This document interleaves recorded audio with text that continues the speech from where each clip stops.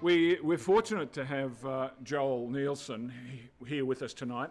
As Dennis introduced before, Joel has in the past done a lot of driver education, driver training, and he runs our the skid pan days that we do. And I had a chat to Joel at our last skid pan day, and he kindly offered to come and talk to us. Because there's lots of interesting things happening. There's new tracks. Joel's involved in a track down at Lismore or something like that. So there's lots of stuff going on in the background. So if I can introduce you to Joel, I'll stand aside and let him have a chat to you. Thanks, Gary. Good evening, everyone. As said, Joel Neilsen. I'm the Managing Director of Safe Drive Training, and 24 years in driver training, 23 countries. My wife's getting a little confused why I'm still in Australia this year. This time last year I'd already been Vanuatu and Papua New Guinea 8 times by this time. So we're well known in Papua New Guinea with our driver training in most of the multinationals over there. What we're most known for locally is our high school defensive driving, which my father as a racing driver started in 1996, and now in our 25th year we've seen 80,000 Year 12 students come and use our cars and do defensive driving with us. With COVID, we're redeveloping our business, as many are, and it's all going as to an e-learning online, which we've been filming and editing so that students will no longer attend a theory part of a day. They'll only come for practical in the cars, and they'll do it all online. And it got me thinking as I heard the minutes go by there, Gary, that I'll extend an invitation to the club a little bit further down the track, because one of the modules will be take speed off the street. And as a racer myself, and doing the race training we do and stuff like that, we'll be having a segment in that course for young drivers about joining car clubs and where they can legitimately go down the drag strip or to a go-karting or whatever that takes speed off the street. So they realise there's places where you can have fun in a car, not in the industrial park. So when that's a little bit further down, Gary, I'll extend an invitation, given your background, to make a little promotional clip for the club with some skid pan footage and your track day vision, and I'll freely put that linked in my e-learning, and that'll be seen by tens of thousands and God hopes hundreds of thousands of, because we'll be promoting that to every school in Australia, this package. So anyway, a couple of updates for you, because you've met myself or my staff if you've done a skid pan day through the club. And the RACQ's taken over the Mount Cotton Training Centre as of October last year, and slowly changing the management structure through there. And so some positive news, I guess, for us all is, you wouldn't be over their plans, but the plans that they've shared with myself as the major hirer of the venue. There's a hotel planned that's to be a R&D testing centre, because it's now called the RACQ Mobility Centre of Excellence, and it's autonomous car testing, tyre car analysis. It'll have workshops, hoists, dynos, shared internet sort of rooms, breakout rooms for meetings, so that car engineers, after the pandemic obviously, can come in and have the facility and have that, breakout rooms and hoists and whatever, change something and go out and test on their facilities. The skid pan itself, which has some lips and raised edges that we saw at the last skid pan, and I brought that to management's attention. They're getting engineers in and floating all of the concrete slabs on that skid pan to level it out. They're also under liaison with myself and other hirers about change of surface to Russian marble, because a diesel skid pan's a very ancient skid pan, and internationally where skid pans exist, they're marble surface or something else that's polished concrete or whatever. So pouring diesel there. The joke goes, the Gardens of Remembrance over the downhill across the way is powered by the diesel plume that's underground. The pilot light lights very easily there for the crematorium. So there's many plans afoot, and the other good news is we haven't seen noise testing. The noise rules are still the same. I haven't seen draconian noise testing there in the last 6 months.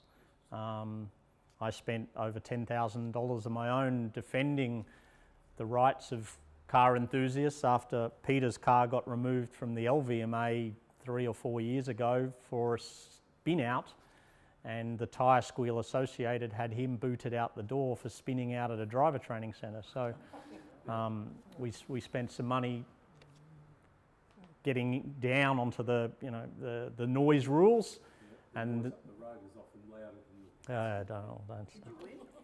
Oh, then a new noise policy was planned, and then TMR sold it to RACQ. So they got out of having to change the noise rules that they'd promised my solicitor. So, and one other update is a little birdie told me, I've been in communication with them, but Brisbane Airport Corporation and that racetrack driver training and skid pan there, AP Eagers is currently, because they're the instigator for it, fine-tuning the lease for, so the Brisbane Airport Corporation own the land, are building the track of Mark Scaife's design, and AP Eagers have the first rights on all the land to set up all of the dealerships, sell Breakfast Creek dealerships and move all out there. And so that's still going. Little birdie told me this week that those negotiations are still happening, with the track to open middle of next year is the current plan. AP Eagers won't be there with dealerships that soon, but Brisbane Airport Corporation are handing over the land to a certain standard for the dealerships to then be built, which AP Eagers fund on the leased land. So the track's to be built and the land prepared for the dealerships, and that negotiations are very close to coming to fruition there. Anything that, because what I originally heard that it was not a racetrack, but it was going to be made available for club level motorsport. Yeah, club level motorsport is definitely on the cards, and there's a massive skid pan there, a four-wheel drive facility and a large circuit. Heard no plans of a race meetings being held there. That's what I was told, it won't be raced. The original dream is to test drive the cars out the back gate on the circuit. So I guess... and apparently they're not interested in having anything to do with Motorsport Australia out there either. All right. Anyway, I'll continue to keep the club informed of what I know, because I don't think it'll be cheap to hire, but 7,000 for Lakeside, it might be similar, who knows. I wanted to come, and I won't keep you too long tonight, I just was talking to some club members at the last skid pan, and I'm a bit of a negative person because we don't just do we have many facets to my business, build simulators and do security driver training and surveillance driver training. And with these austere times coming and the Northside gang and break and enters, and I just wanted to, I guess, share with the club some tips which you may or may not be all over around protecting your vehicle from carjacking and robbery, break and enter. Sounds like a real negative theme, but it would be terrible to happen to you. Now, if you have a South African background, you could probably leave now because you know all of this. And if you go to Papua New Guinea like me, you definitely switch on when you get off that plane. I've had a few attempts on myself, and that's the nature of the beast up there. So I just wanted to touch on a few things. Where you leave the keys at home, is a very key thing, pun intended, that easy to break and enter your house, take the keys from that bowl that you have them, and there goes the car. It's such a great car, it's desirable to people, it's desirable to teenagers who get out on bail slapped on the wrist, and back on the street, and all that Northside gang sort of stuff, and other areas where they're filming their exploits and taking advantage of legal loopholes and our crime policies. So key storage is a critical thing. Key storage at home, key storage in the car, because one of my instructors had a shocking event last year, and he lives in Ipswich, so take that as read. But pretty good street in Ipswich, and we had a rental Commodore with proximity key. He walked out to the car with a backpack, unlocked the car, or the key was in the pocket. Car unlocked in proximity or on his grab of the door, put the bag in, looked up the street, and it was curbside throw-out day. So there was a lot of trash and, trash and treasure. And he saw a guy at 6 a.m. up the street in jogging clothes. He walked back in, and it was literally from here to the nearest car away to grab the second bag. And the guy had scampered down, unbeknownst to my instructor Ben, ensconced himself in the driver's seat because the car was now open. And the moment Ben got within proximity, he could start the rental car because the key, he opened the passenger's door to put the second bag in the car fired up, he grabbed on, "Who are you?" And that guy that was up looking at rubbish a moment ago was now in the car and gone, and he had to jump clear of a speeding car. Can't keep going even if he's gone past the proximity of the key. And one pertinent point, thanks Dennis, he transferred the key to the second bag when he came back, so yeah. And just because I want to rub it into Avis, we then got charged for the car was stolen for 6 months. They eventually recovered it, destroyed or whatever. But we got charged for the not returning it full of fuel. Brisbane Airport billed us and were adamant we had to pay because the tank of fuel never came back to them. So we ended up having to pay that. And I put it on Facebook and people went, "Well, you always have to return." I said, "I didn't return a car." You should have just gone with the fuel price. I had to pay for a tank of fuel with no car accompanying it. Just actually on that, Pete Domro just said to me today that a former club member happened to him just the other day. He got into his house and took their 135 in. Yeah. So it happens, and so carjacking is such a common thing now in Australia. And if you look at the news, it's every big city every day. It's happening, and it's opportunistic often. It's criminals known to the police. Polair's been tracking them. They're out of fuel. The car's undrivable anymore.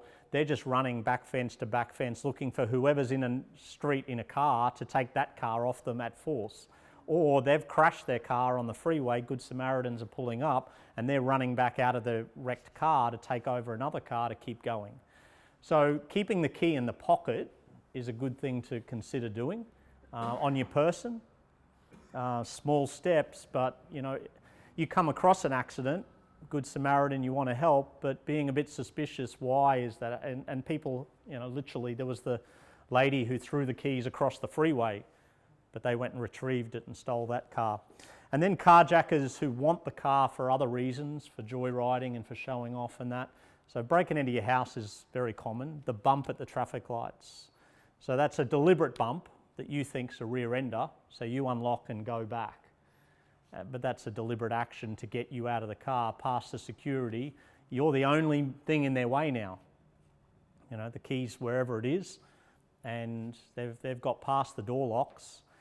If someone comes at you in a car, we're all driving soft-skin vehicles. Dennis has some former lovers who chase him and he needs armour. But you can't get into a modern car if the doors are locked and the windows are up, with the laminated glass, it takes a lot of effort to get into a car. So it's your safe haven. And yeah, it would be the worst thing for your lovely cars to have people raining bricks and fists and, axes or whatever at your car, but they're not at you, they're not attacking you, they're attacking your car. So you can still drive that car away. And if you need to drive it anywhere, safe haven is anywhere with other people and cameras. So a service station, McDonald's is your friend. There's security on call and you want to go there. So a bump's a very common way to initiate a carjacking. I brought with me, I drive a Toyota 86, and so the fallen number plate is a new common way of stealing your car. Unscrew your number plate at Westfield or wherever, in the shopping centre car park, and especially if it's your personal code that you love and know, your number plate is the key to your car, because they then drive out following you, wait for you to get somewhere, they're on the horn, and the car full of people are going, "I've got your number plate, it fell off." And you're like, "Oh my God, how did it fall off?" So you're unlocking for the number plate to recover the number plate. So they unscrew your number plate to get access to your car because you pull over wanting your number plate back. just the reminder, you own the code, so the combination. So PPQ will just issue you another number plate, and it's a very small fee. You don't have to buy the whole personalised plate privilege again. It's $65 or something reissue fee. So don't worry about it. You can go to Supercheap or Repco and get one-way screws. They go in, they never come out for your number plate, so they can't unscrew them. They can. You can buy the screws. Yep. The local coppers on Ryby are giving them away. Are they? Yep. If you lose your number plate, does that mean there's somebody else out on the road with your number plate? Yeah, they will for tolls, and yeah, they do. Yep. And they see cars on car sales and that, because car sales is now blanked out the number plate. Used to have to have a photo with the number plate shown. Now it's blanked out because people are using, photocopying up and computer generating a similar number plate to run with. Not so common in Australia, but that's a very common way of stealing a car in other overseas destinations. Tie that, which is trash, on your exhaust pipe or low-hanging rear suspension. You drive out of the car park, you'll stop immediately and get out to see what the hell just fell off your car.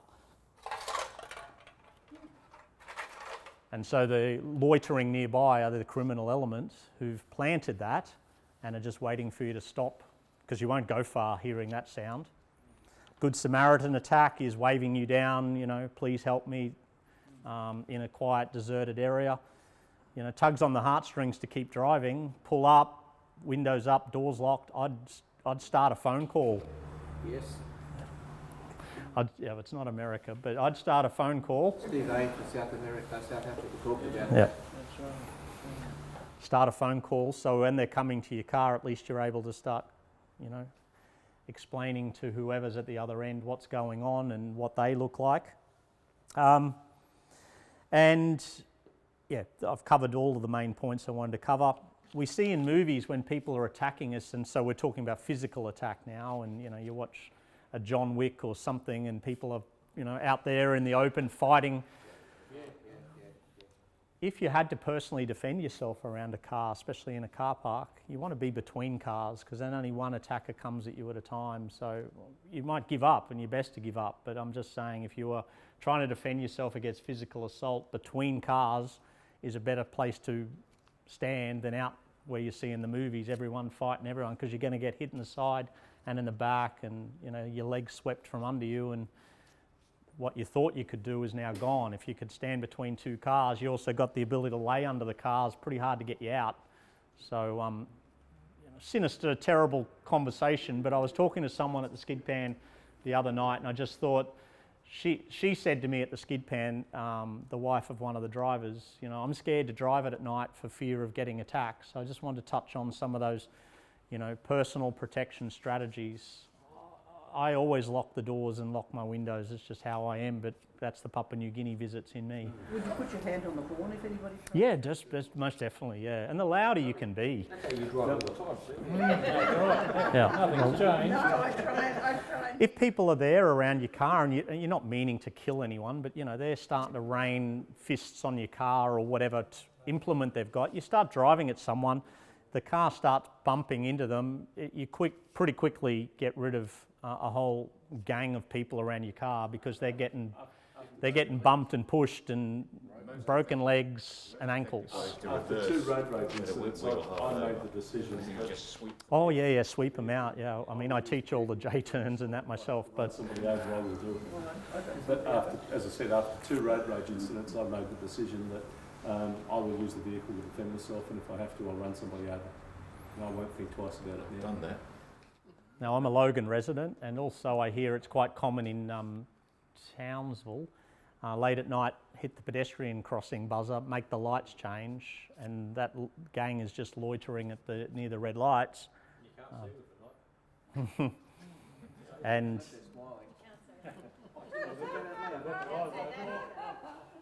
all sorts, but so I've worked in New Guinea too, so I know exactly what you're talking about. yeah. I did 4 years there, I know what You know. So, ladies and gents, nice to meet you all. And any last points or questions while I'm? You got a card? Sure, sure. I'll give you one. And just a quick plug, our next, it's contradictory in competition to your Porsche Club thing, but next Saturday we have the skid pan at Mount Cotton, a little bit undersubscribed Saturday afternoon, so there are places on the skid pan available, $154 in your own car. And our next track day at Morgan Park with training available, not forced on you, just available, is what was Exhibition Wednesday, so the 12th of August, which was to be a Brisbane public holiday, but Anna took it off us and gave us the Friday. So we're on the weekday, Wednesday the 12th of August at Morgan Park for a track day. And do you have a Facebook page as well? And sort of All of that, yes. Yep, there? yep. Peter. I was going to say, Joel, it was a really proud moment for me when you brought were they homeless people? Oh, it was a great thing your club did. It wasn't homeless, they were Life Without Barriers foster children. And your club kindly, yourself and Warwick, kindly strapped them in during your skid pan day and took those young children for some fun rides. Yeah, well, they were doing training with us elsewhere, but we brought them into your day with your blessing. And they were supposed to be there at your skid pan the other day. They Life Without Barriers had that date booked as well. But I was going to say, yeah, one of the girls, it was like, F yeah, and then at the end it was, thank you, Peter.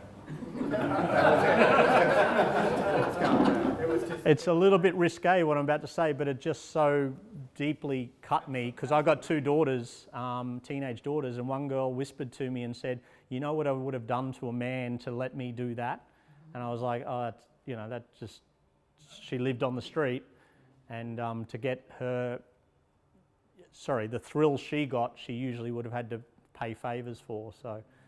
Can I just ask about that, the Lismore track? Did you say that you're helping to build one? So I'm a civil engineer, and I designed my dream driving centre for four fathers that lost their children in a car crash in Lismore 12 years ago. And that's now been built by community funding and federal government grants. And so there's still a few little legal issues that we're sorting out, and I won't go into. But the one thing that I was thinking of business opportunities for my usage of this venue is a road touring drive to Lismore, because that can take you Rathdowney, Woodenbong Way, or the Numbinbar Valley. Give him a bit of dirt road, he loves it. And arrive in Lismore and then do a motorcana or two on this training ground and then come back. It's sort of a small circuit. Nothing. It's no bigger than the skid pan sort of thing. Bit bigger than the skid pan, but ability to run braking, swerving, slalom. But a timed event can be. We used to do those years ago up at Gympie. Oh yeah. Yeah, similar to what you would have been able to do at Gympie. That's something we'd be wanting to do, but I don't think the venue's great enough to have a club day there or a club event there, but to tour in, do one or two things over lunch and then tour away would be better. Thanks for the opportunity to talk to you. See you at the next.